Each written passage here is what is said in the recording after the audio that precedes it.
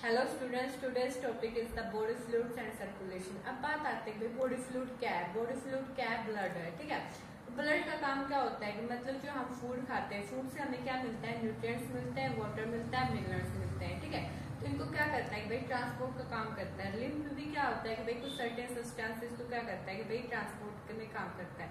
अब बात करते हैं कि ब्लड का कलर कैसा होता है? रेड कलर का होता है। जो लिम्फ होता है वो कैसा होता है? कलरलेस होता है। और इसका कलर ब्लड होता है वो कलरफुल क्यों होता है? रेड कलर का क्यों होता है? बिकॉज उसमें हेमोग्लोबिन प्रेजेंट होता है। और वो क्या होता है कि भाई उसमें हेमोग्लोबिन लिम्फ में प्रेजेंट नहीं होता है, इसलिए कैसा होता है कि वो कलरलेस होता है। ठीक है, अब बात करते हैं इसकी ब्लड की। ब्लड को क्या बोल रहा है कि स्पेशल कनेक्टिव टिश्यू होता है जो कि क्या कंसिस्ट करता है? कुछ फ्लूइड मैट्रिक्स को, प्लाज्मा को और फोम एलिमेंट्स को। ब्लड को क्या कहा गया है कि भाई कनेक्टिव टिश्यू है, तो इसने क्या कंटेन किया है कि भाई fluid matrix, plasma, formed elements. Formed elements क्या होते हैं कि WBC, RBC और क्या होता है? प्लेटलेट्स। ठीक है, अब बात करते हैं प्लाज्मा। प्लाज्मा का कलर कैसा होता है? स्ट्रो कलर होता है। कैसा फ्लूइड होता है? विस्कस फ्लूइड होता है। और ये टोटल ब्लड का कितना पार्ट कंटेन करता है? 55% पार्ट क्या कंटेन करता है टोटल ब्लड में। ठीक है, अब बात क्या करता है कि अब ओनली 100% हम प्लाज्मा की बात कर रहे हैं, तो उसमें क्या कह रहा है कि 90 to 92% क्या है कि वाटर है। और क्या कह रहा है कि 6 to 8% क्या है? प्रोटीन्स है। तो प्रोटीन्स देखो, फिब्रिनोजन है, ग्लोबुलिन्स है और क्या है? एल्ब्यूमिन्स है। ये क्या कह रहा है कि मेजर प्रोटीन्स होते हैं जो कि क्या होता है कि जो प्लाज्मा प्रेजेंट होते हैं। अब देखो जो फिब्रिनोजन होता है इसका काम क्या होता है कि कोगुलेशन ऑफ ब्लड में हेल्प करता है, क्लॉटिंग ऑफ ब्लड में क्या करता है कि हेल्प करता है। दूसरा क्या है कि जो ग्लोबुलिन्स किसमें इन्वॉल्व होता है? जो हमारा बॉडी का डिफेंस मैकेनिज्म होता है उसमें क्या कह रहा है कि इन्वॉल्व होता है। नेक्स्ट क्या कह रहा है कि जो एल्ब्यूमिन्स होता है वो किसमें हेल्प करता है कि ऑस्मोटिक बैलेंस में। अब क्या कह रहा है कि जो प्लाज्मा होता है कुछ आयंस कंटेन करता है, लाइक सोडियम, मैग्नीशियम, क्लोरीन। ये आयंस क्या करता है? कंटेन करता है। ग्लूकोज भी कंटेन करता है, अमीनो एसिड्स भी कंटेन करता है। ठीक है, अब क्या कह रहा है कि जो प्लाज्मा में अगर क्लोटिंग फैक्टर्स प्रेजेंट ना हो तो उसको हम क्या बोलते हैं? सीरम बोलते हैं। अब बात करते हैं किसकी? फोम्ड एलिमेंट्स की। फोम्ड एलिमेंट्स क्या क्या होते हैं? एरिथ्रोसाइट्स होते हैं, लिकोसाइट्स होते हैं और प्लेटलेट्स होते हैं। एरिथ्रोसाइट्स क्या है? RBC है। लिकोसाइट क्या है? WBC है। प्लेटलेट्स का भी पता ही है। ठीक है, उसको आप थ्रोम्बोसाइट्स भी बोल सकते हैं। अब RBC का काम क्या होता है कि ऑक्सीजन को ट्रांसपोर्ट करती है। WBC का काम क्या होता है कि जो डिफेंस मैकेनिज्म प्रोवाइड करती है। और प्लेटलेट्स का काम क्या होता है कि ब्लड क्लॉटिंग में हेल्प करती है। अब देखो RBC मीन्स क्या कह रहा है कि एरिथ्रोसाइट। RBC की फुल फॉर्म क्या है? Red blood cell. अब क्या कह रहा है कि पूरे ब्लड में सबसे ज्यादा अमाउंट किसकी है? RBC की है। उसका न्यूक्लियस कैसा है? डिवॉइड है। और उसकी शेप कैसी है? बाइकॉन्केव लेंस होता है और उसकी जैसे इसकी शेप है। किसमें? मोस्ट ऑफ द मैमलिनियंस में। ठीक है, अब क्या कह रहा है कि क्या हेल्दी एडल्ट मैन में मतलब इसकी अमाउंट कितनी होती है? 5 मिलियन टू 5.5 मिलियन होती है। ठीक है, अब क्या कह रहा है कि जो RBC का फॉर्म होती है रेड बोन मैरो में। और ये किसमें फॉर्म हो रही है? एडल्ट्स में। क्या कह रहा है कि जो RBC का फॉर्म हो रही है रेड बोन मैरो में। ठीक है, उसके बाद क्या कह रहा है कि जो RBC क्या कंटेन करती है? हेमोग्लोबिन। Haemoglobin HB। ठीक है, इसका रेड कलर होता है और आयरन कंटेन करता है। अब क्या कह रहा है कि जो RBC का रेड कलर क्यों होता है? बिकॉज जो हेमोग्लोबिन कंटेन करता है। ठीक है, RBC क्या कंटेन करती है? हेमोग्लोबिन कंटेन करती है, इसलिए इसका कलर कैसा होता है? रेड कलर होता है। और ये क्या कंटेन करता है? आयरन कंटेन करता है। उसके बाद क्या कह रहा है कि जो एक हेल्दी इंडिविजुअल है उसमें मतलब कितनी अमाउंट होती है किसकी? हेमोग्लोबिन की। 12 to 10 gram of haemoglobin in every 100 ml of blood. Every 100 ml में मतलब कितनी अमाउंट होती है हेमोग्लोबिन की? 12 to 10 gms। ठीक है, अब क्या कह रहा है कि जो एवरेज लाइफ स्पेन किसकी? RBC कितनी होती है? 120 डेज। मीन्स RBC कितनी दिन तक जीवित रहती है? 120 डेज के। उसके बाद कहाँ जाके डिस्ट्रॉय हो जाती है? स्प्लीन में। स्प्लीन को क्या बोला गया है? Graveyard of RBC। अब बात करते हैं ल्यूकोसाइट्स। ल्यूकोसाइट्स क्या होती है? WBC होती है। कलरलेस होती है। कलरलेस क्यों होती है? बिकॉज इसमें किसकी डिफिशियंसी है? भाई हेमोग्लोबिन प्रेजेंट नहीं है, इसके कारण क्या है? कलरलेस। और कैसी होती है? न्यूक्लिएटेड होती है। और मतलब इसमें न्यूक्लियस प्रेजेंट होता है। और इसकी अमाउंट कितनी होती है? 6000 to 8000 ml/2। अब क्या कह रहे हैं कि इनकी लाइफ स्पेन कैसी होती है? शॉर्ट लाइफ होती है। मीन्स कितनी होती है? मीन्स अप्रोक्स 6 to 7 डेज होती है। दो मेन कैटेगरी जो होती है किसकी? RBC की। एक क्या कह रहा है कि ए ग्रेनुलोसाइट्स और दूसरा क्या कह रहा है कि ग्रेनुलोसाइट्स। ए ग्रेनुलोसाइट्स मीन्स इसमें क्या कह रहा है कि ग्रेन्यूल्स की एब्सेंट है। और ग्रेनुलोसाइट्स मतलब इसमें जो ग्रेन्यूल्स होते हैं उसकी क्या है? प्रेजेंस है। ठीक है, अब देखो ए ग्रेनुलोसाइट्स में मतलब दो टाइप्स की सेल आती है, एक क्या होता है बी लिम्फोसाइट, सेकंड क्या होता है टी लिम्फोसाइट। अब देखो ग्रेनुलोसाइट्स में क्या होता है कि न्यूट्रोफिल्स आते हैं, बेसोफिल्स आते हैं और क्या आते हैं इस्नोफिल्स आते हैं। अब क्या कह रहा है कि ये जो न्यूट्रोफिल्स होते हैं जो टोटल आरबीसी का कितना पार्ट कंटेन करते हैं 60 to 65%, और जो बेसोफिल्स होते हैं 0.5 to 1%, जो इस्नोफिल्स होते हैं वो कितना कंटेन करते हैं 2 to 3%। ठीक है, अब देखो न्यूट्रोफिल्स की बात करते हैं, इनका फंक्शन क्या होता है। जो न्यूट्रोफिल्स होते हैं और जो मोनोसाइट्स होते हैं ये क्या होते हैं फैगोसिटिक सेल्स होते हैं। मीन्स ये क्या करते हैं कि जो फॉरेन पार्टिकल आता है, फॉरेन ऑर्गेनिजम्स आता है, उसको डिस्ट्रॉय कर जाता है। फैगोसिटिक सेल्स का काम क्या होता है कि भाई जो उसको क्या करते हैं फैगोसाइट कर देते हैं, मीन्स उनको क्या करते हैं जो फॉरेन पार्टिकल होता है, फॉरेन ऑर्गेनिजम्स होता है, उनको क्या करते हैं खा जाते हैं। ठीक है, नेक्स्ट आता है भाई बेसोफिल्स का काम क्या आता है कि वो क्या सीक्रेट करता है हिस्टामिन, सेरोटोनिन और हेपारिन। ये किसमें इन्वॉल्व होते हैं, जो इन्फ्लामेटरी रिएक्शंस होते हैं उसमें क्या होता है कि इन्वॉल्व होते हैं। ठीक है, अब बात करते हैं इस्नोफिल्स। इस्नोफिल्स का काम क्या होता है कि क्या करता है कि इन्फेक्शंस को रजिस्ट करता है। रिस्पॉन्सिबल किसके लिए होता है, जो इम्यून रिस्पॉन्स होता है हमारी बॉडी में उसके लिए क्या होता है कि। अब बात करते हैं किसकी प्लेटलेट्स की। प्लेटलेट्स का अदर नेम क्या होता है थ्रोम्बोसाइट्स। अब क्या कह रहा है कि क्या होते हैं कि सेल फ्रेगमेंट्स होते हैं जो कि कहाँ से प्रोड्यूस हुए हैं मेगाकैरियोसाइट्स। मेगाकैरियोसाइट्स क्या होते हैं स्पेशल टाइप्स की सेल्स होती है जो कि कहाँ प्रेजेंट होती है बोन मैरो में। अब क्या कह रहा है कि ब्लड कितनी अमाउंट में, मतलब क्या कह रहा है कि प्लेटलेट्स कंटेन करता है 50 लाख to 35 लाख। ठीक है, इट रिलीज क्या करता है कुछ सब्सटेंस रिलीज करता है जो कि इन्वॉल्व किसमें होते हैं कोगुलेशन ऑफ ब्लड में। ठीक है, अब क्या कह रहा है कि अगर मतलब नंबर ऑफ प्लेटलेट्स में क्या हो जाए रिडक्शन हो जाए, मीन्स जो प्लेटलेट्स का नंबर होता है वो कम हो जाए तो क्या होगा कि जो क्लॉटिंग डिसऑर्डर्स आ जाएंगे। अगर क्लॉटिंग डिसऑर्डर्स आ गए तो जो कि क्या लीड करेगा आगे जाकर excessive loss of blood from body.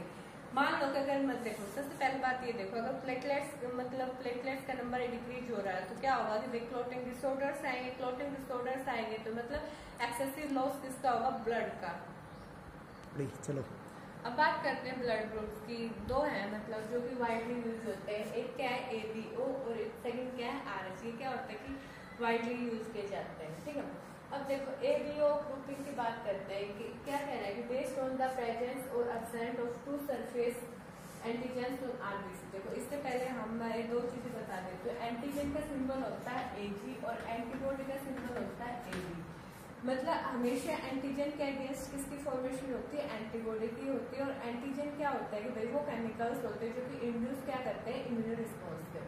तब क्या कह रहा है कि ABO ग्रुपिंग इसके ऊपर बेस्ड होती है कि जो RBC के ऊपर मतलब क्या होता है कि भाई जो सरफेस एंटीजन प्रेजेंस भी हो सकते हैं और एब्सेंट भी हो सकते हैं। ठीक है, अब क्या कह रहा है कि इसलिए क्या कह रहा है कि भाई एंटीजन है तो सीधी सी बात है कि एंटीबॉडी भी आएगी। तो इसलिए क्या कह रहा है कि जो प्लाज्मा में क्या होगी उसके अगेंस्ट डिफरेंट टाइप्स की क्या होगी कि एंटीबॉडी प्रेजेंट होगी। अब क्या कह रहा है similarly plasma of different individuals contain two natural antibody. मान लो कि अब क्या कह रहा है कि हमारे ब्लड में क्या प्रेजेंट था एंटीजन A है तो उसके अगेंस्ट क्या आएगी एंटीबॉडी एंटी-B आएगी। अगर मतलब B ब्लड ग्रुप है तो उसके अगेंस्ट क्या आएगी एंटी-A एंटीबॉडी आएगी। तो उसी तरह क्या कह रहा है कि अगर एंटीजन प्रेजेंट है तो उसके अगेंस्ट क्या होगी नेचुरल एंटीबॉडी जरूर होगी। अब देखो अगर मतलब मान लो कि ब्लड ग्रुप मतलब हम मतलब जब ब्लड ग्रुप का मतलब ट्रांसफर करते हैं ट्रांसफ्यूजन करते हैं, अगर मतलब ब्लड ग्रुप का मिसमैच हो जाए तो उसे हम क्या बोलते हैं क्लम्पिंग बोलते हैं। क्लम्पिंग में क्या होता है कि भाई destruction of RBC means RBC का मतलब डिस्ट्रक्शन हो जाता है, मीन्स खत्म हो जाती है, डिस्ट्रॉय हो जाती है। अब देखो ब्लड ग्रुप है, एंटीजन कहाँ है RBC के ऊपर, एंटीबॉडी कहाँ प्रेजेंट है प्लाज्मा में, और क्या है डोनर ग्रुप। डोनर ग्रुप मतलब कौन कौन ग्रुप उससे मतलब दे सकता है ब्लड। अब देखो अगर ब्लड ग्रुप क्या है A है तो मतलब एंटीजन क्या होगा A होगा और RBC क्या सॉरी एंटीबॉडी क्या बनेगी NTP। ठीक है, और डोनर ग्रुप कौन क्या होगा मतलब कौन इसको ब्लड मतलब ब्लड दे सकता है A और O। देखो मान लो कि मेरा ब्लड ग्रुप क्या है A है। ठीक है, तो मतलब क्या कह रहे हैं कि एंटीजन क्या है मेरे मतलब RBC के ऊपर क्या प्रेजेंट है एंटीजन भी A प्रेजेंट है। बट जो मेरा प्लाज्मा है उसके अंदर मतलब एंटीबॉडी कौन सी प्रेजेंट है एंटी-B है। और मेरे को मतलब ब्लड ग्रुप मतलब ब्लड कौन कौन दे सकता है मतलब A ब्लड ग्रुप वाला पर्सन दे सकता है और O ब्लड ग्रुप वाला। इसी तरह क्या कह रहा है कि अगर मतलब मान लो तो ब्लड ग्रुप B है तो मतलब उसके एंटीजन क्या प्रेजेंट होगा B प्रेजेंट होगा, एंटीबॉडी क्या होगी एंटी-A और ब्लड मतलब डोनर्स ग्रुप क्या आएगा B और O। AB में क्या होता है कि दो टाइप्स का एंटीजन प्रेजेंट होता है, one is the A and then other is the B। Antibody कोई भी प्रेजेंट नहीं हो सकता। डोनर्स ग्रुप क्या आते हैं AB और O। अब देखो O में क्या रहता है कि O ब्लड ग्रुप की बात करते हैं तो एंटीजन प्रेजेंट आते हैं ओ। देखो एंटीजन तो है नहीं बट ऑलरेडी क्या है, दो नेचुरल एंटीबॉडी प्रेजेंट है ए और बी, और इसलिए क्या होता है कि मतलब ओ ब्लड ग्रुप वाले को ओनली मतलब क्या दे सकता है, ओ ब्लड ग्रुप वाला पर्सन ही मतलब उसको क्या दे सकता है, ब्लड दे सकता है। अब क्या कह रहा है कि ओ तो क्या हुआ कि यूनिवर्सल डोनर हुआ, मतलब क्या कह रहा है कि ओ देखो हर एक में आ रहा है ना ओ ओ ओ ओ, मतलब ये हर एक को क्या दे सकता है कि मतलब ब्लड दे सकता है। मतलब इस कोई पर्सन है, ठीक है, ये क्या है पर्सन है, इसका ब्लड ग्रुप ए है, तो मतलब ओ वाला भी दे रहा है, ठीक है, इसका क्या है बी मान लो, तो ओ वाला दे रहा है नहीं दे रहा है, अगर ए भी है फिर भी ओ वाला दे रहा है, अगर ओ है तो मतलब ओ वाला दे रहा है, इसलिए इसको क्या बोलते हैं भाई यूनिवर्सल डोनर है। अगर हम ए बी की बात करते हैं तो ए बी क्या है, यूनिवर्सल रिसिपिएंट है, मतलब हर एक से ले सकता है, ठीक है। देखो इसमें डोनर ग्रुप क्या है, अगर किसी का ब्लड ग्रुप ए बी है तो ए बी भी हो सकता है, ए भी दे सकता है, बी भी दे सकता है, ओ भी दे सकता है, ठीक है।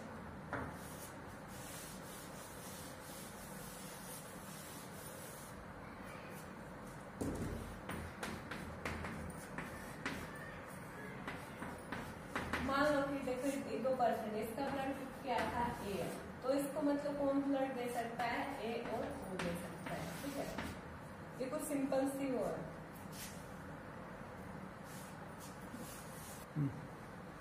अब देखो कि क्या है कि मतलब ये कोई पर्सन है, इसका ब्लड ग्रुप क्या है ए है, ठीक है। अब इसको मतलब क्या कह रहा है कि इसको ब्लड चाहिए, इसके अंदर क्या होगी भाई डिफिशियंसी होगी किसकी, ब्लड की। तो ये दो पर्सन है, एक का ब्लड ग्रुप क्या है ए है और एक का क्या है ओ है। अगर इसको क्या करना है ब्लड देना है, इसके पास ऑलरेडी क्या हो रही है कमी हो रही है, तो इसको ब्लड कौन दे सकता है, जिस पर्सन का मतलब ब्लड ग्रुप क्या हो ए हो और मतलब जिसका क्या हो ओ हो, ठीक है। अब देखो एक ये पर्सन था ए बी है, ठीक है, इसका ब्लड ग्रुप क्या है ए बी है, इसके पास क्या हो रही है डिफिशियंसी ब्लड हो रही है, तो इसको ब्लड कौन दे सकता है, ए ब्लड ग्रुप वाला दे सकता है, बी वाला दे सकता है, ए बी वाला दे सकता है, ओ वाला दे सकता है, इसलिए इसको क्या बोलते हैं भाई क्या है universal donor, sorry universal recipient. अब क्या कह रहा है कि कोई पर्सन है, इसका क्या कह रहा है कि ओ ब्लड ग्रुप है, ठीक है, हाँ ओ ब्लड ग्रुप है, ठीक है। अब इसको मतलब क्या कौन ब्लड दे सकता है, ओनली ओ ब्लड ग्रुप वाला क्या कर सकता है, इसको ब्लड दे सकता है, बट जो ए है बी है और बी ये क्या करते हैं कि ये नहीं दे सकते, ठीक है। इसलिए इसको क्या बोला गया है कि ये कैसा है यूनिवर्सल डोनर है, मतलब सभी ब्लड ग्रुप को क्या दे सकता है, ब्लड दे सकता है, ए वाले को भी, बी वाले को भी, ए बी वाले को भी और ओ वाले। क्या कह रहे हैं कि जो RH एंटीजन था सबसे पहले किसमें फाउंड किया गया था, 1990 में, ठीक है। तो इसलिए मतलब सबसे पहले क्या कह रहा है कि अगर हम मतलब ब्लड को मतलब ट्रांसफर कर रहे हैं किसी अदर पर्सन में, तो हमें उसकी RH ग्रुपिंग को भी मतलब क्या करना चाहिए, आइडेंटिफाई करना चाहिए, ठीक है। अब क्या कह रहा है कि कोई पर्सन था, ठीक है, अब इसका क्या कह रहा है कि मतलब इसके ब्लड में क्या प्रेजेंट है, RH नेगेटिव एंटीजन प्रेजेंट है, और इसके अंदर क्या है कि RH पॉजिटिव एंटीजन प्रेजेंट है। मतलब मान लो अगर इसने इसको ब्लड दे दिया तो ये क्या करेगा कि will form specific antibody against RH antigen, ये क्या बनाना स्टार्ट कर देगा एंटीबॉडी किसके अगेंस्ट, RH एंटीजन के अगेंस्ट, ठीक है। मतलब अगर RH एंटीजन प्रेजेंट है तो मतलब बंदा कैसा है, RH पॉजिटिव ब्लड ग्रुप है। अगर RH मतलब नेगेटिव है मींस उसके अंदर मतलब क्या कह रहा है कि RH मतलब एब्सेंट है, तो मतलब क्या कह रहा है कि मतलब RH एंटीजन एब्सेंट है, तो कैसा होगा RH नेगेटिव होगा, ठीक है। अब देखो RH इनकम्पेटिबिलिटी मतलब क्या कह रहा है कि मिसमैचिंग, ये मिसमैचिंग किसमें ऑब्जर्व की गई कि मतलब जो RH पॉजिटिव ब्लड ग्रुप होता है किसका, प्रेग्नेंट मदर का, और उसके फीटस का कैसा होता है, RH नेगेटिव ब्लड होता है, ठीक है। अब देखो भाई जो मदर है उसका ब्लड ग्रुप कैसा है, RH पॉजिटिव है, और जो फीटस का है उसका कैसा है कि नेगेटिव है। सिंपल सी बात है कि भाई क्या बनाएगी, मतलब जो एंटीबॉडी बनाएगी। बट देखो जब उसकी फर्स्ट प्रेगनेंसी होती है तो क्या होता है कि जो RH एंटीजन और foetus do not get expose to RH negative blood of mother. अब क्या कह रहा है कि जो मतलब उसकी फर्स्ट प्रेगनेंसी होती है तो मतलब जो फीटस का ब्लड कौन सा है, RH पॉजिटिव है, मदर का कौन सा RH नेगेटिव हुआ है, मतलब दोनों आपस में क्या नहीं करते हैं, एक्सपोज नहीं करते, मतलब मिलते नहीं है। क्यों नहीं मिलते, बिकॉज जो प्लेसेंटा होता है वो क्या करता है कि उस दोनों के ब्लड को क्या करता है, इजीली सेपरेट कर देता है, ठीक है। जब मतलब क्या कह रहे हैं कि जब मतलब बेबी की क्या होती है कि डिलीवरी होती है तो उस टाइम क्या होता है, जो पॉसिबिलिटी होती है कि जो मदर का ब्लड है, मतलब मदर का ब्लड को पता है RH पॉजिटिव और फीटस का कैसा RH नेगेटिव है, उसकी पॉसिबिलिटी होती है कि डिलीवरी के टाइम क्या होगा तो उसका एक्सपोजर होगा, मीन्स थोड़ा सा एक्सपोजर होगा। इसलिए क्या होता है कि उसका एक्सपोजर होने के बाद क्या करता है कि जो मदर की बॉडी में क्या होती है कि जो RH नेगेटिव एंटीबॉडी ना एंटीजन होता है उसके अगेंस्ट क्या बननी स्टार्ट हो जाती है, एंटीबॉडी, ठीक है। इसलिए क्या कह रहे हैं कि मदर क्या स्टार्ट करती है, preparing antibodies against the antigen. अब क्या कह रहे हैं, जब नेक्स्ट टाइम प्रेगनेंसी होती है तो मतलब क्या कह रहा है कि ऑलरेडी क्या कर चुकी है, वो एंटीबॉडी बना चुकी है। तो क्या कह रहा है कि RH antibody from the mother. अब क्या कह रहा है कि RH एंटीबॉडी ने बना लिए किसने, मदर ने, किसके अगेंस्ट, RH नेगेटिव एंटीजन के अगेंस्ट, जो कि क्या करती है कि जो किसमें लीक होती है, जो फीटस का ब्लड होता है, मतलब RH पॉजिटिव ब्लड है, ठीक है, तो उसमें क्या हो जाएगी, लीक हो जाएगी। इसलिए क्या करते हैं कि जो फीटस होता है उसके RBC को क्या कर देते हैं, डिस्ट्रॉय कर देती है। RBC डिस्ट्रॉय हो जाएगी तो उसको सब एनीमिया हो जाएगा, जॉन्डिस हो जाएगा, और फीटस के एटलास क्या हो जाएगी, डेथ हो जाएगी। इसलिए क्या कह रहे हैं कि इन सब कंडीशन से बचने के लिए मतलब को क्या देनी चाहिए, anti-RH एंटीबॉडीज देनी चाहिए, और क्या देना चाहिए, अब बात करते हैं कोगुलेशन ऑफ ब्लड की। कोगुलेशन ऑफ ब्लड में मतलब 13 फैक्टर्स होते हैं, ठीक है, 13 फैक्टर्स होते हैं जो कि किसके लिए रिस्पॉन्सिबल होते हैं, कोगुलेशन ऑफ ब्लड के लिए। देखो कहीं पे मतलब मान लो कोई कट हो गया, कोई इंजरी हो गई, तो वहां पे क्या होता है कि जो डार्क रेडिश ब्राउन से कम की फॉर्मेशन हो जाती है, ठीक है, और वो क्या होता है, क्लॉट होता है या कोगुलम होता है। वो क्लॉट और कोगुलम किसकी फॉर्मेशन करता है, फिब्रिन्स की। फिब्रिन्स क्या होता है, नेटवर्क ऑफ थ्रेड। मान लो कि देखो कभी भी मतलब यहाँ से उंगली कट जाए, तो उंगली कटती है तो मतलब थोड़ा सा ब्लड आता है, आफ्टर सम टाइम क्या होता है कि वो स्टॉप हो जाता है। वहां पे क्या होता है कि एक मतलब डार्क रेडिश ब्राउन का कलर, मतलब कलर जैसा सिकम की फॉर्मेशन हो जाती है। वो क्या होती है, एक्चुअल में क्लॉट होती है, कोगुलम होता है, और वो क्लॉट और कोगुलम किसकी फॉर्मेशन करता है, फिब्रिन्स की फॉर्मेशन करता है। और फिब्रिन्स क्या होता है, ए नेटवर्क ऑफ थ्रेड्स, ठीक है। उसके बाद क्या कह रहा है कि इनएक्टिव फिब्रिनोजन था, और क्या हो गया, थ्रोम्बिन आया। थ्रोम्बिन से क्या हुआ कि जो इनएक्टिव फिब्रिनोजन था वो किसमें कन्वर्ट हो गया, फिब्रिन में, ठीक है। अब क्या कह रहा है कि जो प्रोथ्रोम्बिन है, प्रोथ्रोम्बिन कौन सी स्टेज में है, इनएक्टिव में है। और उसके बाद क्या है कि थ्रोम्बोकाइनेज आया। थ्रोम्बोकाइनेज आने के बाद ये क्या हो गया, थ्रोम्बिन में चला गया। थ्रोम्बिन कैसा आया कि एक्टिव है, ठीक है। और थ्रोम्बोकाइनेज क्या होता है कि कॉम्प्लेक्स ऑफ प्रोटीन्स होता है, जो कि कैसे फॉर्म होता है कि सीरीज होती है लिंक रिएक्शंस की, जिसे हम क्या बोलते हैं, कैस्केड प्रोसेस। उसके हाल से क्या होता है कि जो थ्रोम्बोकाइनेज कॉम्प्लेक्स प्रोटीन होता है उसकी क्या होती है कि फॉर्मेशन होती है। उसके बाद क्या कह रहा है कि कहीं पे मतलब इंजरी होती है, मतलब कहीं पे कट वगैरह लग जाता है, तो वो क्या करता है कि प्लेटलेट्स को स्टिमुलेट करता है, किसमें, ब्लड में, ठीक है। और क्या कहता है कि भाई क्या रिलीज करे, कुछ certain factors which activate the mechanism of coagulation. मान लो कि मेरे यहाँ कट लग जाता है, तो फिर क्या कहेगा कि मतलब जो इंजरी होती है, वो इंजरी क्या करती है कि मतलब जो ब्लड में क्या होता है कि मतलब प्लेटलेट्स होती है, उनको क्या करते हैं कि स्टिमुलेट करती है। क्यों स्टिमुलेट करते हैं कि भाई वो प्लेटलेट्स क्या रिलीज करे, कुछ मतलब सर्टेन फैक्टर्स रिलीज करे, जो कि हेल्प किसमें करते हैं, ब्लड कोगुलेशन में, ठीक है। अब लास्ट में क्या है कि जो कैल्शियम आयन का इम्पोर्टेंट रोल होता है किसमें, मतलब कोगुलेशन ऑफ ब्लड में। तो ये क्या है, कोगुलेशन ऑफ ब्लड।